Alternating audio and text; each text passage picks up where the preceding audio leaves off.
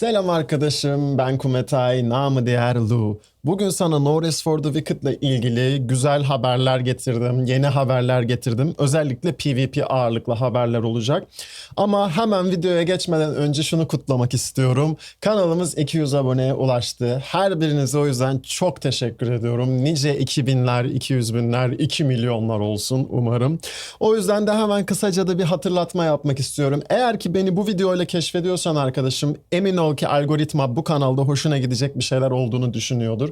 O yüzden kanalı ve videoları kontrol edip hoşuna giderse de abone olmanı rica edeceğim. Hali hazırda beni takip eden arkadaşlarıma da buradan videonun altına güzel yorumlarını ve beğenilerini eksik etmemesini rica edeceğim. Tabii ki beni yeni keşfediyorsan da yorum ve beğeni yapabilirsin. Şimdi hemen videoya geçelim. Evet.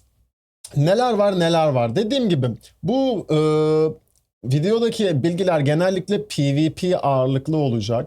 Bizi 1.0'da PvP'ye dair neler bekliyor bununla ilgili olacak. Thomas'ın katıldığı son podcast'te bahsettiği yerlerden birazcık özet çıkarttım. Çok uzun bir video olmayacak. Çoğu konu çünkü zaten yeni nasıl anlatabilirim bunu? Önceki videolarda bahsettiklerimizin üstüne yeni bir şey yok diyebilirim. Bahsedilenlerin çoğu zaten PvP ve oyun geliştirmeyle alakalı olduğu için podcast'te. Dilersen podcast'in özet versiyonunu ben bırakacağım açıklamaya. Yaklaşık 2,5 saat olması lazım. Onun da full versiyonu 4 saatlik gibi bir süreyle o videonun altında. İngilizce olduğu için ben Türkçe'ye özetin özetini yapmaya çalışacağım sana. Şimdi öncelikle şunu belirteyim. Oyun 2. yılını kutluyor. Yani beta'ya erken erişime çıktığı dönemin 2. yılında ve bunun şerefine de şu an oyun %30 indirimde ve 20 dolarlık olan fiyatı 13 dolara 14 dolara düşmüş durumda. Sana tavsiyem eğer oyunu almayı düşünüyorsan da yapıştır al, çünkü her zaman altını çiziyorum. Oyun zaten yerel fiyatlandırmayla 20 dolar. Normalde 40 dolar. 1.0'a çıktığında 40 dolar olan fiyatı 60 dolar olacak muhtemelen. Belki 80 ya da 70 de olabilir. 80 olacağını çok zannetmiyorum ama globalde 60 ila 70 dolar arası olacağını tahmin ediyoruz. Thomas da 60 demişti yanlış hatırlamıyorsam. Bizim ülkemizde de muhtemelen 30 ila 40 dolar arasında olacak yerel fiyatlandırmayla. O yüzden şu anda oyunu alabileceğin en uygun fiyatlardan birinde 2 Mayıs'a kadar 14 dolar olacak oyun. Dediğim gibi aklında bulunsun. Eğer gerçekten oyunu beğendiysen izlediğin videolarla vesaire ya da ileride oynayacağını düşünüyorsan şu andan yapıştır. Çünkü gerçekten uzun soluklu bir oyun olacak diyeyim ve buradan da fiyatlandırmayla alakalı bunu belirtmiş olayım. Şimdi PvP'ye dair neler bahsedildi onlardan konuşalım isterim. Öncelikle PvP baskın modundan bahsedildi. Invasions, like basically on our priority list, we just introduced duels, which was basically just done so we kind of like in a sneaky way already get some of the telemetry data from players fighting each other, right? And like how are things holding up and that kind of thing, and like generally just get a feel for how do people feel about that, right? Before we then actually properly introduce PvP into Wicked. And that's the priority list that you had. Duels was the first strike. The second strike will be us introducing the proper PvP arena, where you can actually challenge other players, play against everybody else in the world, right? And climb the ladder and that kind of thing. And then the third thing would be, okay, like how do we deal with invasions and that kind of thing? This is right? actually amazing. Bu baskın modu ne oluyor? Invasion dediğimiz, yani ben çok hakim değilim. Çok Souls-like oyunları oynamadım ama sanırım bu Elden Ring'de olan bir muhabbet. İşte başkasının realmine, dünyasına gidip orada onu kesebiliyorsun falan, onunla savaşabiliyorsun gibi bir özellik. Bunu düzgün dengeleyebilirsek, hani bunun üstünde şu an tartışmalarımız sürüyor gibi bir cevap verdi. Hani eğer ki doğru dengeleyebilirlerse getirebileceklerinden bahsetti.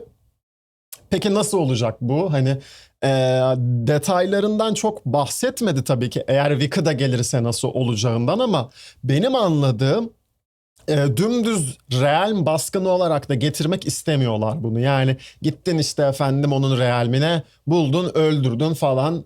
Bu kadar basit de olmasını istemiyorlar. O yüzden muhtemelen bunun üstüne birazcık daha kafa yoracaklar. Hani 1-0'da geleceğini ben hiç zannetmiyorum şahsen ama ilerleyen süreçlerde gelebilir. Hani çünkü Wicked'ın mentalitesini biliyorsunuz. Hani bilmiyorsanız da özetlemiş olayım. Hali hazırda benzer oyunlarda yapılan mekanikleri birebir kopyalamayı seven bir şirket değil. O yüzden de yaratıcılıklarıyla birlikte bir şekilde oyunun bu modlarını bize rahat ve yenilikçi şekilde sunmak istiyorlar. Hemen de getirmiyorlar pek çok özelliği o yüzden. Onun haricinde silah ve klasları PvP için dengelemekte bayağı hani uğraşacaklarından bahsetti. In many ways, like mathematical balance is bullshit, right? Like it will never give you exactly what you want. Like you can't rely on the numbers. What you can rely on is what is the actual player feedback? What is the player experience, right? And balance it based on that. Bundan da ben şunu anlıyorum. Hani 1-0'da bile çoğu silah ve klas PvP için, arena için vesaire, düellolar için çok dengeli bir halde olmayacak. Hani ben bunu anladım. Çünkü dertleri hem PvP şeyini öldürmemek zevkini oyuncular için hem de aynı zamanda gerçek anlamda da dengeyi sağlayabilmek, hani en azından minimum seviyede de olsa. Bunun için de hani mümkün olduğunca iyileştirmeler yapacaklarından bahsetti ve muhtemelen de iki farklı mod olacak PvP için, bundan bahsetti. I can already tell you just mathematically, there is no way that you will have like esports level stuff in Wicked, right? Simply because, there's like, if you really break it down, there's potentially like millions of fighters in this game, right? Yes. And having that balanced, no, like it's just never going to happen. Just mathematically, it's basically impossible, right? Yep. But what you could do is, you could absolutely, like, let's take the story characters, right? I could have I built whatever, Odessa as a Shoto or something, right? Yes. That kind of thing. I could totally, like, we could totally do that, and that could be balanced, right? Like that could be okay. Agreed. Here's our 20 characters, and we actually balance them against one another, right? So if you want the competitive experience, you play these characters, right? Right. If you want the crazy experience where you just try your RPG character and so on, you do that, right? Like, and I think both are valuable and both are cool. Yani nasıl iki farklı mod olacak? Bunu genelde MMO'larda görürüz. İşte bir sadece yeteneklerini kullandığın, o sınıfı kullandığın PvP modu, yani ekipmanlarının hiçbir öneminin olmadığı, herkesin ekipman neslinde eşit olduğu PvP modu. Bir de tam tersi, ekipmanını yarıştırdığın, sadece oynanışını değil aynı zamanda ekipmanlarınla da oyuncularla yarıştığın ve gücünü göstermeye çalıştığın PvP modu. Buna sıcak baktıklarından bahsetti.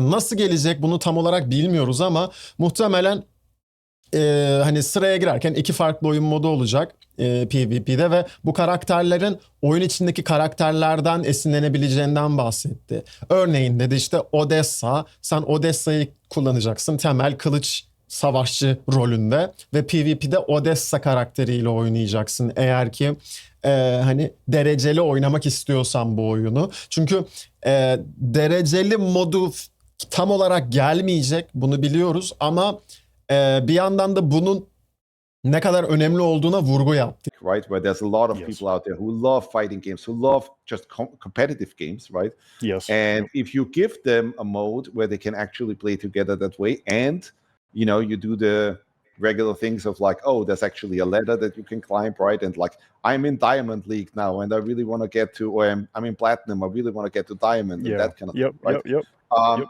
People would get really excited about that, right? And then, like, we'll see what happens, right? Yani oyuncular için bir oyunda girip derece kasmak, işte seviye kasmak ve bununla hava atmanın aslında değerli bir şey olduğunu ve oyunda da böyle bir şeye yer verilebileceğinin yolunu açtı diyeyim. Çünkü kesin gelecek demedi ama gelirse de şu şekilde olmalı dedi. İşte bu sınıf sistemini ayırmaktan bahsetti. Yani Odessa gibi, atıyorum işte Fillmore gibi, sallıyorum. Oyun içindeki NPC'leri bir şekilde PvP karakterlere dönüştürürlerse eğer, LoL gibi, Dota gibi düşünebilirsiniz. Hani belli presetlerle önden şablonlarla karakterler olursa bu karakterlerle PvP atıp derece kasmak daha adil olacağından bahsetti yani özetle. Benim çok hoşuma gitti. Bilmiyorum sen ne düşünüyorsun ama hani ben sadece offline modunu, PvE modunu seven bir oyuncu değilim bu tür oyunlarda. Aynı zamanda PvP'yi de severim eşit seviyede. Ve güzel bir fikir bence. Gelebilir yani. Gelmeli de. Hatta bununla ilgili şöyle bir veri paylaştı bizimle. Together güncellemesi çıktıktan sonra oyunun kitlesinin hemen hemen yarısı oyunu single player yani tek başına oynamaya devam ederken yarısı da işte 2 kişi, 3 kişi, 4 kişi olacak şekilde çoklu oyuncu olarak oynamış. The numbers that we've seen is basically 50-50, which is pretty fucking bananas. Meaning That is insane. that 50% play single player, but then 50% are split between playing the game together with 2 players, 3 players, or 4 players, right? And that should really tell us something. Uh-huh. Because I think it's because of the combat. Bu da çok güzel bir veri aslında. Yani bu tür oyunların çünkü birazcık da kumarı oradadır. Tek başına zaten güzel oynatan bir oyuna sen multiplayer, çoklu oyuncu modu getirdiğin zaman oyuncular sıcak yaklaşmayabilir. Bu oran %20'lere, %30'lara falan anca vurabilir maksimum. Bu da az bir oran değil tabii ama %50 olması hani oyunu multiplayer ve single player olarak oynayan kitlenin yarı yarıya olması çok güzel bir haber. Bu da demek oluyor ki önümüzdeki zamanlarda oyunun hani çok oyunculu modları içinde özel olarak daha böyle dikkatli, daha verimli çalışmak isteyeceklerdir, motive olacaklardır demek oluyor. Onun haricinde notlarıma bakıyorum. Böyle hepsini peş peşe sıralıyorum birbirine. Çünkü yakın konular olduğu için dediğim gibi podcast'in çoğunluğu zaten PvP ile alakalı. Konu başlığı da podcast'in PvP. Bunun haricinde farklı savaş aksiyonlarının ödüllendirdiği combo sistemi olacak. Or are encouraged to not repeat the same thing, right? Meaning that if you just do combo hit 1, combo hit 2, and you're just repeating that you're not getting the same bonuses as if you engage the enemy with, say, a parry followed by a perfect dodge followed by a backstab, right? That ups your amplifier and like fills your super meter much quicker, right? And then you have all these, okay, now my super is ready. I'm just waiting for the perfect moment to fuck you up, right? Yeah. Ne demek bu? Yani normalde biliyoruz ARPG'lerde vesaire ya da işte dövüş oyunlarında combo sistemi olur değil mi? Sen belli hit vurdukça 1-2 çarpan böyle artar combo sayacı. Bunu getireceklerini söyledi ama bunu biliyorduk zaten. Şöyle bir detay verdi. Hani sıradan bildiğin dümdüz vur sadece o sayıyı arttır şeklinde olan bir sayaçtan ziyade farklı hareketlerini ödüllendiren. Yani ne demek oluyor? İşte girdin, savaşıyorsun. İşte bir tane skill attın. Ondan sonra gittin dodge attın. Ve o dodge mükemmel dodge'tu yani. Tam hani vuruşunu hemen öncesinde attın, sıyrıldın. Ondan sonrasında rune saldırısı yaptın. Ondan sonra gittin bir tane şarj atak attın. Düz vuruş vurdun gibi. Hani böyle birbiri arkası sıra farklı savaş mekaniklerini kullandığında seni ödüllendiren ve sayacını arttıran bir combo sistemi geleceğinden bahsetti 1.0'da. Bence çok keyifli olacaktır bu. Çünkü bu tür hem Souls-like hem ARPG oyunların en büyük problemi button smash dediğimiz. Yani tuşa böyle spamlayıp tek tuşa basıp savaştığımız hali. Bu bence çok kötü bir design demek oluyor zaten. Eğer oyuncular senin oyununda belli karakterleri, belli sınıfları bu şekilde oynuyorsa ve sen buna izin veriyorsan bu büyük bir tasarım eksikliğidir bence. Design eksikliğidir oyun tarafından. No Rest for the Wicked bunu çok güzel başarıyor. Oyundaki savaş mekaniklerinin çeşitliliği neredeyse sonsuz yani hayal gücünle sınırlı. Ve bunu bu şekilde teşvik edip oyuncuların da bunu keşfetmeye itmesi bu combo sistemiyle bence çok güzel, çok keyifli olacaktır yani. Onun haricinde bakıyorum. Başka atladığım bir şey var mı?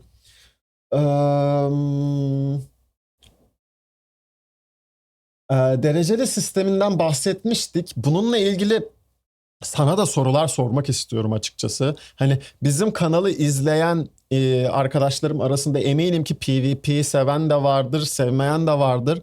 Çoğunluğu nasıl bilmiyorum. Hani çoğunluğu ne derecede PvP tarafında ne derecede PvE tarafında. Yorumlarda fikrini belirtirsen eğer benim için de bu en azından hani bir fikir sağlar. Hem bizim topluluğumuz şu anki kanaldaki hem Türk topluluğu bu oyuna dair nerede. Dediğim gibi ben aslında dereceli gelmesine birazcık sıcak bakıyorum. Çünkü günün sonunda oyunu uzun süreli oynayan oyuncular benim gibi veya işte senin gibi eğer sen de uzun süreli oynuyorsan arkadaşım.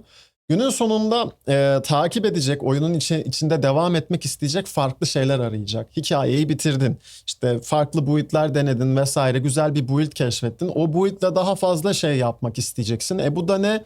Arena. Arenaya gireceksin ama karşılığında bir şey almıyorsan arenanın, o zaman pek de bir anlamı kalmayacak. O yüzden dereceli sisteminde en azından hani LoL bunu çok iyi yapıyor. Yani sen LoL oynuyorsun, evet farklı oyun modları var. Sıkılıyorsun, bir yerden sonra o dereceyi kasmak için oynuyorsun değil mi LoL'ü? Başka bir hedefin kalmıyor. Burada da öyle bir şey olursa bence güzel olur. Ama tabii ki bunun mecburi tutulmaması lazım. Yani PvP oynamayan oyuncuların ya da işte PvE oynamayı daha çok seven oyuncuların kaybedecek bir şey olmaması lazım bunun yanında. Yani işte ödüllendirme sistemi falan sadece PvP moduna özgü olmamalı bence. Bilmiyorum sen ne düşünüyorsun ve genel bu haberler hakkında ne düşünüyorsun? Yorumlarda sen de fikrini paylaş. Tekrar notlarıma bir göz gezdiriyorum ama evet, anlatılacaklar özeti bu şekildeydi. Dediğim gibi ben videonun linkini aşağı bırakacağım. Çünkü podcast'te spesifik olarak No Rest for the Wicked ile ilgili konuşulmuyor. Pek çok farklı oyunlardan ve Souls-like'ların günümüzdeki PvP alanında ne kadar başarılı, ne kadar eksik olduğuna dair konuşuyorlar. Eğer ilgini çekiyorsa full videodan diğer konuları da izleyebilirsin. Hani No Rest for the Wicked'la olan kısmı, özeti bu şekildeydi arkadaşım. Umarım hoşuna gitmiştir. Sürçülisan olduysa, atladığım, eksik verdiğim bir bilgi olduysa tekrar yorumlarda benimle paylaşmayı unutma. Kendine iyi bak. Bir sonraki videoda görüşmek üzere. Bay bay.